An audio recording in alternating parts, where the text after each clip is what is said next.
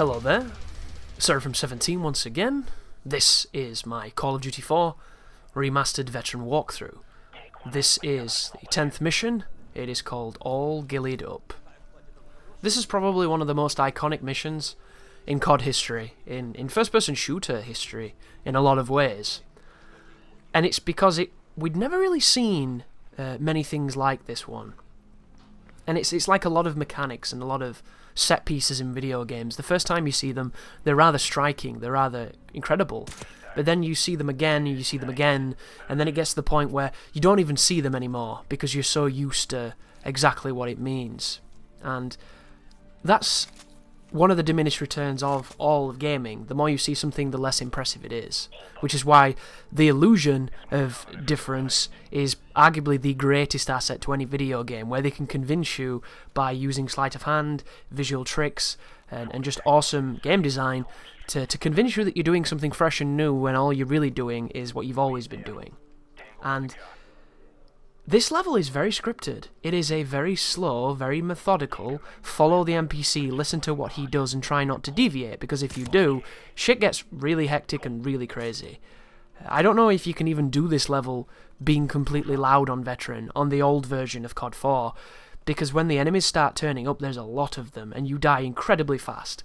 And I don't know if it's one of those things you can actually do, because I never think I tried.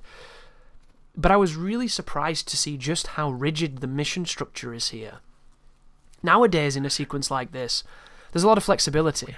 And there's a lot of flexibility because gamers are getting less and less focused when they play games in a lot of ways.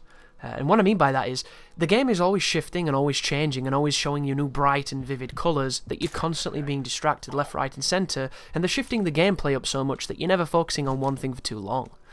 So you're constantly afforded a measure of flexibility with games. Whereas in this mission, if you don't stick quite close to what's expected of you, the mission goes awkward and can go very badly very quickly.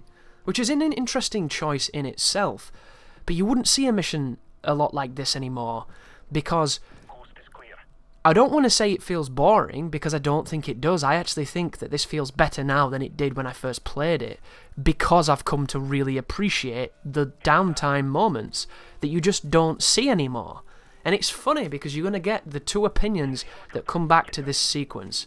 You're going to get the one opinion who is just so desensitized to how gaming and pacing and structure of narratives and gameplay sequences is, that if everything isn't blowing up all the time with a bazooka in your mouth, in your face, and up your ass, then they don't feel like they're even playing.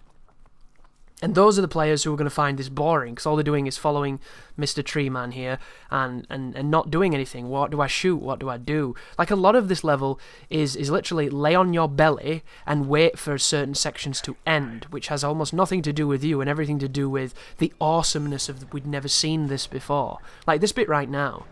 We lay down in the grass in ghillie suits, and of course in a lot of shooters, the enemies always knew where you were all the time.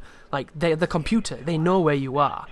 This was a section where they didn't know where you were, and the point of this was to essentially hide in plain sight, to be so close to your enemy, but not get caught. And it was a thrilling experience. It was adrenaline-fueling, nerve-wracking. It was great. It was really, really good. And I'm going to get right up Captain Macmillan's bottom here, because he moves out of the way of this one guy here, and if you don't move onto the same path as this dude, he will walk into you and you'll be spotted. But just the idea of laying between two tanks as an army paces past you in tall grass is awesome. But it wouldn't fly anymore. It just wouldn't. And this idea has now been used so many times that you won't even recognize these sections anymore, because they are so different in how they're designed.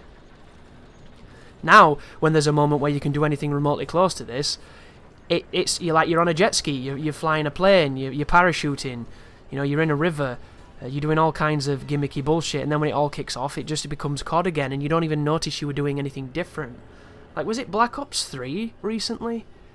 Or I can't remember which one it was, guys, it's been a while. There was a sequence where your plane crashed, and you had to meet up with your team. It might have been Ghosts, actually. And you were in the grass, and you had a heartbeat sensor and a pistol, and you had to navigate the grass and stay in cover, moving past a bunch of people trying to find you to get to a crashed plane. It might have been Advanced Warfare, I don't know. They all look alike. And that was a sequence where it was kind of harking back to this, but there was nobody guiding you like that time where you went through that snowy forest with, I think it was Captain Price in Modern Warfare 2. Remember that one? Where he kind of did what Macmillan's doing now, but when it kicks off, it generally turned into a video game rather than being like, oh, well, you fucked up, here's a helicopter that's going to murder you. And they just don't play the same now like they used to play. And as I said, there's two opinions of this. There's the guy who's used to the games now who thinks this is boring, and there's the guy who comes back to this and really appreciates what they did here, because it is a slow burn.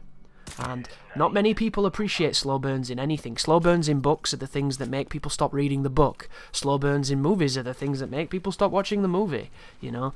The idea that something will pay off at a fulcrum point later on, but has to build towards said high moment, is a tough sell in this very frenetic, instant gratification culture of games. Like, how many games are designed with the ethos that if you don't grab them in the first 30 seconds, you've already lost them to the next game on the Steam sale? Probably a lot. So it is interesting to see this now, and to see how this gets received, because there will be people playing this who never played COD 4. I was listening to a streamer the other day who was talking about hating the Call of Duty 4 maps when he played the remaster, and I'm under the assumption he never played the original COD 4. And I would argue rather vehemently that 4 has the best maps out of all the Call of Duties. 2's were great, but 4 for me was just king. Black Ops is a close second, a very close second, because I really think Black Ops nailed it with the maps. But almost every Call of Duty after that was worse. And I would argue that that is objective. And I know, that's crazy, isn't it? Somebody forcing their opinion on you and saying it's objective. Welcome to the land of DSP. But the reason I say this is because of just how simple and focused they were. 3 lanes, 2 tiers, always fun, always hectic. And that's where they really, really shone. Later on, it got complicated, it got convoluted, and it got kind of crazy. But this guy didn't like any of them. And this is a person who really liked Advanced Warfare. So it just goes to show how having a different background and a different personal bias can shift and form one's opinion.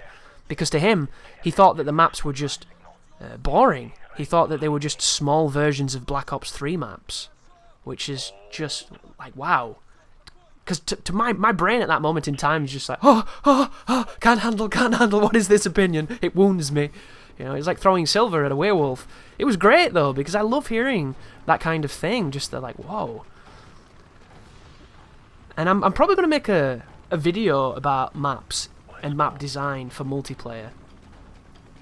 It'll probably be a long time in coming, though, because it depends on how far back I'm going to go with it. Because every time I mention maps and multiplayer, I always go back to Turok Rage Wars, which you might not even know what the hell that is. And you missed out, but you might not have been born. So that's a good thing. And it brings me back to, you know, Soldier of Fortune 2 and Quake 2 and, you know, some of these games where just wow. A really rich legacy that a lot of people have not had the chance to test or play because of just how and when they were born. But look at this. This is another cool moment. Climbing under the jeeps and staring at Macmillan's package.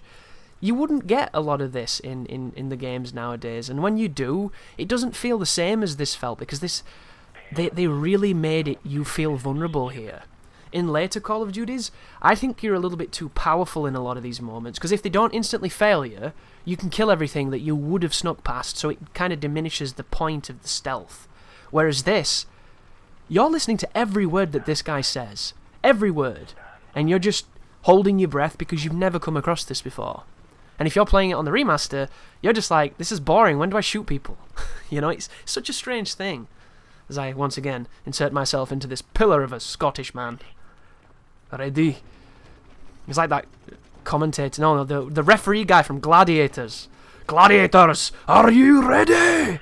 Remember that guy? No? Me neither. So, we're also carrying a P90, which I find really funny. The P90 is, of course, a Belgium... is it a bullpup weapon, technically? I'm not too sure. I don't think so. Doesn't bullpup mean that the cartridge goes behind the handle or the stock, in the stock area? This has got that weird transparent clip on the top, which just looks futuristic as hell. But this gun has a red dot sight on it, and for some reason it's got like a borrower's red dot sight. It's super tiny, and I never liked it. I did never, English guys. I'm actually Russian, you know, I can read everything. But I never liked it. And when you aim down sights with this gun with a red dot on it, it looks like you're looking at a tiny, tiny variant of a red dot sight, and it's a visual thing that always bugged me. Which is why I never use a sight on this gun, because if you're using a sight on this gun, I think you're doing it wrong. But once again, in the multiplayer, you don't have a choice. Like, look at it. It's so weird. It's like your little brother had one that your mum gave him to make him feel like he's involved, but it doesn't actually work. That's what it feels like. You know, when you play games with a younger person, and you give them a controller that's not plugged in, and they think they're playing. What a wonderful time that is. A wild dog. Interesting. So at this point, if you engage this dog, I'm almost certain it gets a pack of dogs on you. So if you're going for the achievement for knifing dogs, this could be a good way of farming it with checkpoint restarts. But for the most, you want to avoid them. Dogs are assholes in this game. When they get on you, you have to press B at the right time. If you do it at any other time, they will rip your throat out. They do not mess around. But I'm not too sure if I've told this story before, but I get compelled to tell it. When I was younger, we used to go to the seaside. I don't know if that correlates to America, because you're such a big place. And at the seaside, there used to be arcades. It was the only place you could get arcades in my country, because it's one of those things that was quite big, but then kind of faded out, and now it's very difficult to find them. And I used to love the arcades, because I'm a kid of the arcade generation, and that's one of the first real exposures to video games that I got, and it was just always a majestic place. The colours, the lights, everything about it was just wonderful. And I didn't have a lot of money, because you're a child, aren't you, and your parents don't really understand the point of putting money into a TV to play some stupid game. So you used to get your allotment from your parents that you could go and play something, and then you'd run out of money, but that didn't mean you came out of the arcade. You would then proceed to pretend to play all the games. And you would spend hours doing this because you were easily occupied, you were a child, and they were still amazing. And it was just constant overload and an awesome situation. And this internet generation just doesn't understand the idea of this because they weren't there. You know, people can't understand the idea of not having a smartphone in their pocket and not having a touchscreen and not being able to quickly Google anything on the planet. You know, there used to be a time where that wasn't the case, and arcades were the shit because home consoles were really expensive, and you didn't have the money, son, because you were a fetus. But there was one time, there was a rip-off of Mortal Kombat. I don't know the name of this game. And it was just a bunch of pink and blue ninjas and stuff. And there was this dude with a ponytail. You know, one of those douchey ponytails that's kind of small and greasy. A bit like Seagal. This dude's playing this game, and I'm pretending, like, reaching up to the top of this cabinet to press the buttons. Can barely see the screen. I'm bashing the buttons, pretending I'm playing against him. And the computer beat him, and I celebrated. And the dude got so pissed at me, I thought he was going to kick my face off. It was great. It was one of those wonderful moments of, like, he's angry, and he wants to kill me, but he acknowledges that in human society, you can't just kill a random child. It was such a fun moment. As I celebrate for what the computer did, I did nothing. But yeah, arcades were the shit. I'm old. Thank you for watching.